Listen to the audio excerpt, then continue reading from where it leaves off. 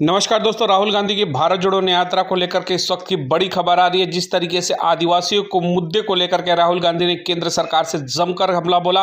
राहुल गांधी ने संकल्प लिया आदिवासियों को नई उम्मीद की राह दिखाने का। आदिवासी समाज के विकास में कांग्रेस की वफादारी की बात करते उन्होंने कहा कि किस तरीके से देश के अंदर आदिवासी जो समाज है उसके डेवलपमेंट के लिए लगातार कांग्रेस ने पिछली सरकारों में काम किया। उन्होंने कहा कि आने वाले टाइम में तमाम मुद्दाओं को लेकर के आदिवासी समुदाय के लिए बेहतर काम करने का काम करेगी कांग्रेस अगर केंद्र की सत्ता में 2024 में वापसी होती है।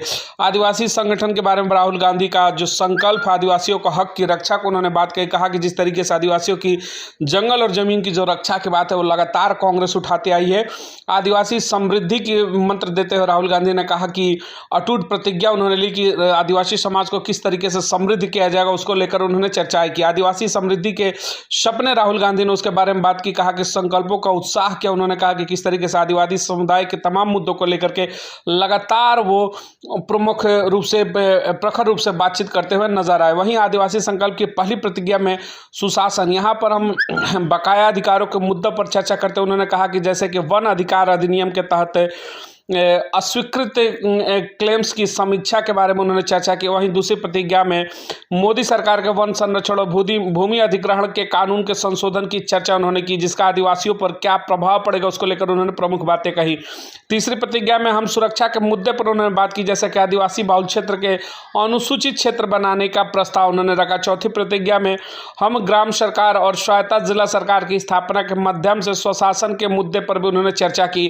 पांचवी प्रतिज्ञा में उन्होंने कहा कि हम आदिवासियों के लिए एमएसपी की गारंटी के कानून में छोटे वन उपज को शामिल करने के महत्व के ऊपर भी राहुल गांधी बोलते हुए नजर आए। अंत में हम एससी एसटी सब प्लान के पुनर्जीवन करने और दलित और आदिवासियों के बजट में पर्याप्त हिस्सेदारी देने के माध्यम से आदिवासी समृद्धि के सपनों की बात करते हुए राहुल गांधी नजर आए।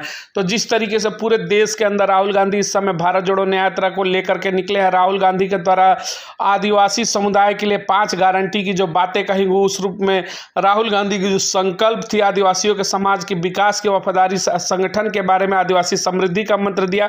आदिवासी समृद्धि के सपने के बारे में राहुल गांधी ने बात की। इसके तहत उन्होंने बताया कि किस तरीके से देश के अंदर जंगल और जमीन की रक्षा चाहे केंद्र में सरकार अगर बनती है कांग्रेस की तो तमाम मुद्दों को लेकर के आदिवासी समुदाय के लिए बेहतर काम करने का लगातार कांग्रेस काम करती रहेगी।